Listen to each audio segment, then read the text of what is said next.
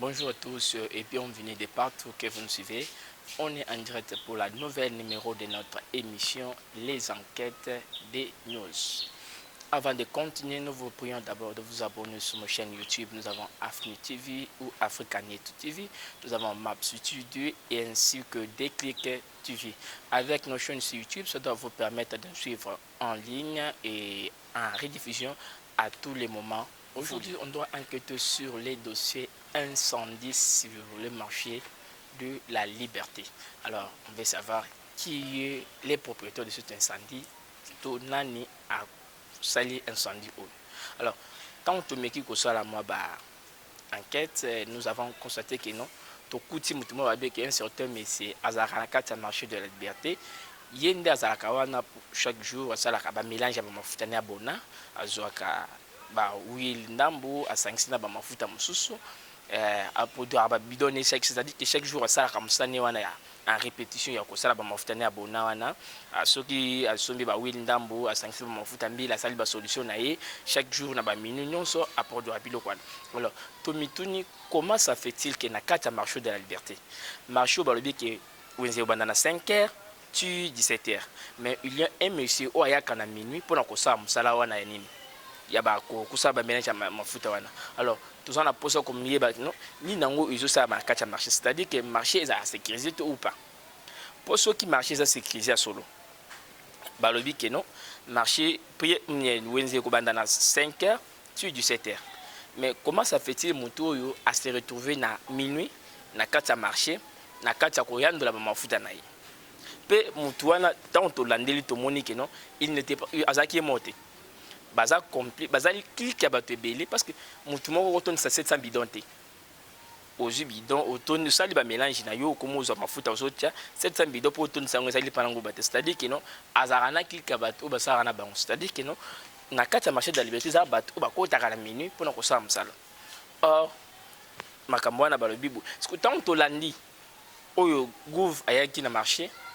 gouva balobi que non ezali crime eza boye mutu wana kotaki nde maman esala mingi tant totali makambo wana bien to remarquer que non eza crime te eloko wana eza complicité, c'est-à-dire que obiso to bengaka scénario en fond vert parce que kotala ndenge eloko wana esalemi eza lelo te esali da mikolo ebele mutu wana asalaka baproduit na ye wana bamélange ya mafuta na ye wana asalaka wana marché de la Liberté. Comment? Parce que ce que l'on balobi que non à ça déjà plus de 4 ans 5 ans ça la ka place wana. Or marché et senga ka ba kanga 17h, c'est-à-dire que na ba sécurité na ba cadre marché ba l'accès compétence ça ba en place wana, c'est-à-dire parce que baza complice ba lizoka mbongo mutu wana po ba ko tsayi soki bazoka mbongo na ngote comment mutu na ko se retrouver na marché. Alors soki ke mutu wana ko taka na moyibi et là c'est que non marché est sécurisé. Ce qui marché est sécurisé, c'est-à-dire que non incompétence d'abord tout soulevant et pas bakonzi au bazo kamba marché yo mokonzi a marché yo mokonzi a sécurité, c'est-à-dire que on a to kanga mokonzi a sécurité le roi bakangi bato wana to ki bakangi deux personnes bako kanga bango monté na cadre enquête il faut un baba na bakonzi a sécurité parce que mutu wana kotaka wana pona ko sa musala wana, c'est-à-dire nenga kotaka pona ko sala il a dit que bako tsakaye pour ceux qui totali na fusion de marché les alaka donc to comme à 17h ezala ba maman bazalaka wana baboto ramba par soleil infraction pour foot en bon parce que kotaki na ngongo balaki bato bakotate mais mutu oyo amikuta chaque minute na kati ya marché pour na kosala biloko na ye, ça dit que il a dit que non un mokonza sécurité aller bon ayebi que non mutu tel akota na minuit pour ça la marché d équipe ne mobimba wana nyonso baza complice bayibi loko wana. Comment ça fait-il moto peli alinga ki mabokangi et bokangi bolandeli bokangi mi balé bolobi que non eza crime tozo senga la justice to kanga batu msu batikali, mais c'est le gouverneur ba même place momo eza l'erreur eza na kati erreur oyo mikotisi eza clique na bango. Comment? Parce que soki tolandi lelo oyo bakomo lo bakina na marché wana ekomi bakuzu ndoto yoki na kati wana bato bazolo ke marché Liberté comment bakuzu na botu bato bazo bazemi, c'est-à-dire que non marché wana ezara sous sécurité soki eza sécurisé moto wana mikuti na kati ndeni esika tozotuna nde yango wana soki eza sécurisé moto wana mituti na kati c'est-à-dire que non yo mais c'est chargé ya sécurité na boyo otanga kombo na yo yo chargé ya sécurité oyebi copie so oyebi copie te esengi okangela biso sécurité nyonso bazalaki ya jour wana po tomonaki oza innocent alors lokwa bozokanga bango te bozozela bokangaka klike ya bato wana na bino na bango boyebi copie na bango parce que soki ezalaki oyeba copie te moto wana mikuti na kati te ou bien soki bozobaki non ezele omo esami na erreur depuis oye de quand incendie esami déjà chef de l'état bombaki kambongo mpo kayaka kosalela yo mosala po bayaka kobongisela marché mais c'est l'administrateur dans le lobby avec tout le respect que je vous dois dans le lobby soki kokanga soki ke bozolandela bandana na 1 équipe mobima sécurité bakotani na butu wana d après moto wana bimisa bato basalaka na bango mosala parce que aza ye moko te bokangi déjà de bozozela bato mosusu c'est-à-dire que bamosusu bazali c'est un club de gens baza ebele basalaka makambo na bango c'est-à-dire que non okangeli biso na sécurité wana soki sécurité bazocourant te c'est-à-dire que marché ezalaka ni sécurisé te soki sécurité bokangi bango balobi ke bayebi likambo c'est-à-dire que faut bango bokotana na kasho parce que tolobake non sécurité na ye soki bayebi likambo c'est-à-dire que sécurité na ye nde etumbi marché eza motu wana te po soki ke yo bango bayebaka likambo te marché de la liberté na baentrée nyonso ezalaka sécurisé donc tokomi 18h okokota na baentrée wana te na bapavillon te alors loko mikuti na bapavillon c'est-à-dire que non boyebi eloko bosala na kati pourquoi tu pavillon entre 18h et 19h faut pas justifier ba ki okindo mi tu ko tu zo pour décharger biloko et sengi bas enquête moi makasi pour aller ka pavillon wana pourquoi tu pavillon mais mutu oyo amikuti chaque jour asa ramsani wana ya bakosala ba production mafuta wana salaka parce que ba otegana ba biloko mabe na kati ya marché de la liberté marché wa l'état yo peut l'état oyebi bien que non bazotekela ba biloko mabe na kati ya marché na yo peut permettre akota kawana toki wana to continuer kaka na kati tolo bakeza une compétence moto ebandi na minuit pour ko suka na 3h to 4h to nini un grand marché le quoi marché de la liberté bozana collaboration ta mitu kantin incendie te moto ebandi na 3h na 0h ba sécurité non so bazawana incompétence sur ce bengaka tant ba bengi muto za sécurité musane za pona ko sécuriser biloko ba mama siko yo moto ebandi na 0h et suki na 3h bo sécuriser lo wata mon côté maman ba tomber biloko lobi rentrer a futa ba ne classe na nini mais c'est l'administrateur ce que yo là c'est-à-dire que vous êtes incompétent ce que vous êtes incompétent la qui c'est solo que vous êtes incompétent kangela biso na équipe nyon soit sécurité tout monde na bango basi justifier biso que non pourquoi esali que mutuana se retrouver na iner togi 0h na 4 marché eza pe mali bosoti parce que naza sûr que non a na kini na Congo nde tozalaka pona lekisa okota nisika mo ba pekisi que non a bato ba olekate faut na finir loko parce que so esali que mutu akotaka kotaka c'est-à-dire que sécurité nyonso sana kata marché de la liberté yebi que mutu o itela zaka parce que tant to yebi que sécurité ba changer naka lelo ba koti ba bimi alors so esali que non lelo ba koti mutu wana se retrouver na kati lobi wana ba koti ba mutu wana se retrouver na kati c'est-à-dire que non équipe mobimba sécurité baza complice alors ce que tu roloba que non sécurité na yo nde tumé marché botika ko sa biso yango biso tozo eza wana ndelo ya na bengaka scénario en fond vert parce que ya scénario moko o mukolo lango ko changer fond plan na pete o changer fond plan nango et comme façon mususu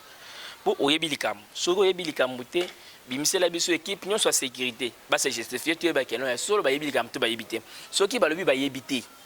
c'est-à-dire que marché za sécurité soki balobi bayebi faut ba futa biloko ba mama ba bungisi alors tant to remarquer que ba yeba kité que muto koti na carte alors esengi ba changer équipe mbima sécurité c'est-à-dire que na ba cadre nyon so mususu faut ba changer bango pour comment eko banda moto bandi na 0h pour resuka na 3h réaction zate en incendie yete et ce qui n'a pas été incendie c'est yakité mais c'est l'administrateur après peu bomemi bourgmestre et gouverneur boyine wana pona ko banda koloba keza grim trimanine vos sécurité bazo courant ya koyeba que non mutu tela kota ka c'est-à-dire que bayeba ki peke un jour incendie au Salem parce que les faire ko sala ba produit wana oyebi ke mkomsusu ko tumba mape et tumbi bato et ça le wana yebi que non soki na sala loko lobi pe ko beta explosion C'est-à-dire que sécurité no bayeba ki no biloko ça la explosion mais va permettre ça la bayebi bien que no mukolo mususu sur le marché tout mbam. C'est-à-dire que eza sécurité na yo bato na bakangi bango nyonso faut bakanga na bango nyonso sécurité bafandi basambi moza sécurité sambi bisi bato ne nyonso pe bato wana basambi bisi tika bato ne nyonso parce que 500 bidos ou 700 bidos emisaka par jour ata balobi ke no naza maboko ali bende nazu bidon moko na tondisi 1 nazu na tondisi 700 bidons naza siri ke tongo otana bato bakuta ngai na osala ba sentiment alors soki tuke non to komi 4 heures so 5 heures wenzezon akawana bakuti yo te osala ba solution non c'est-à-dire que non vous a rebellé pe bo po bokangi da mi balé bo lobi ba mususu bazana nzela bazokanga bango c'est-à-dire que za clique bato ebele faut bango so babima donc to ça peut bato wana nyonso faut que non sécurité non nyonso pe bakanga bango mokonza sécurité na yo aza incompétent parce que incendie monene to salema pe ya mususu monene be examen après bisa biso que non bo gérer marché soki bozo ko gérer te tikela biso marché tia bato mususu basa musala parce que sécurité tant to lo ba sécurité faut ba simer na sécurité bilo rabat yo tumbi ba maison otumbi bilo ba mère lobi rentrer siko yebisa ngai maman ko expliquer ba nanda kunini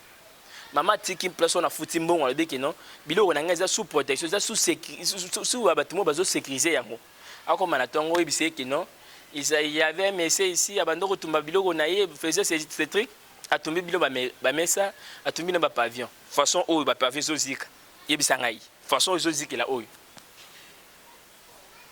façon zo zikela tina tongo milinga boy yebisa ngai monsieur nini l'administrateur après autour ba ko yebi musala pas même 3 mois il y a inauguration il y a pavillon oyo chef d'état auto inauguré monsieur Ezeki c'est-à-dire que ezaki clique na yo complicité na yeba que non après ça donc on a une compé salité to tumba yango basala ngai soki bongo te alors justifiez-vous pour biso tozomona te que non et si gagner tozomona place sécurité no sala te tozomona place no ba osa musala te et ça des deux camps descendus et sur troisième réseau ça yango déjà yebisa biso totika mais c'est l'administrateur avec tout le respect na zo pesa dans le but que bimisi la biso sécurité équipe ma sécurité ko tia ba on a simate papa wana mikotela na marché ye mon côté ce que ça qui wenza balabala ba kotaka ne olingi to nga to comprendre mais le quoi ils a wenza mibeko 17h30 bakanga wenze mutokotaka lisusu te yebisanga ke non yo mutokotisi soki olobi yo mutokotisi te akoti ndenge nini c'est-à-dire que soki mo mikoteli ke non ba ça façon ba kotaka c'est-à-dire que marché za la sécuriser te yebisa ba maman bazwa mesure yango ko batela biloko na bango pour ngana tiki biloko na ngai na yoki lobi ke tumbami après zo bisanga ke muto amikoti ke to kangi muto oyo azotumba biloko na ye muto wana koti nini parce que ba entrée nyonso dès qu'il est 18h to kotaka ba sécurité ba fandi wana que met de sécurité marché de vérité ça nango muto na mikoti na kati ndeni complicité scénario en fond vert mais c'est l'administrateur bon ça façon ça la sinon pas au faux long sinon pas au faux long parce que vous l'accident incompétence yo na clique na yo parce que ceux qui ont mibengi cause incompétente tu n'es pas au courant makambo na nyonso esengeli oluka batuni okocha bamposa ba musala parce que soko tiki ya kota batika kai et il y a aussi d'autres au bakota pe basala ba solution na ba musubizo to ebité to ba ndoko de rouvre on kande wana tango imso pe akota salpe lo na butu et tumami to lo basuko ye pa sala rani atumaka bangu bane na butu tala nde tumami et comment la façon wana c'est-à-dire que boyebi ba clique na mina ba jina bo sala boko tsaka batu na butu c'est-à-dire na ba infiltrer muso pe ba ya kawana na butu marché de la liberté bien organisé ba marché tout à quartier au moins il y a une sécurité qui me côté il y a un marché de la liberté mais c'est l'administrateur botika au ça ce scénario wana scénario au bossa les amalamte yo na batu na yo changer façon ça la msala ils a bien été changer façon c'est-à-dire que changer les biso clic mon l'équipe ma sécurité batum susu tali bango batali faut changer bango nyonso renseignement nyonso ya marché de la liberté za okufa parce que soki ezalaki ke eza bomo yizo sala muto na mikuti na katite après bozo mabiso il s'agit d'un crime oh boye boye faut qu'on landela kokanga bato kokanga bango wapi sécurité nos acquis il y a marché mais c'est l'administrateur musala bosali eza malamu te musala osali eza malamu te musala osali eza malamu te yo na bato na yo bo changer façon osala musala po sinon pas tant to kita sous enquête na kati to découvrir ba secret mususu to bombi na mususu na boyo na ko engager ba bilo mususu na kati to bombi mususu. C'est ici que nous achevons avec notre émission Les Enquêtes des News. Je tiens à remercier l'équipe technique qui nous ont aidé à effectuer ce tâche. Et mes salutations et merci à l'ingénieur Gracia François Mwamba qui était derrière les caméras. Et salutations à mon frère producteur et réalisateur Joël Munzamba et salutations à la famille de la Luc de Gênes, Fédération Tiangou dirigée par Madame Meta Wangou de charge, c'est-à-dire que Ligue des Jeunes Tiangou pour la Madame Meta. Alors mes salutations à mon président pour Jackson Jacker et Koudé Mbiye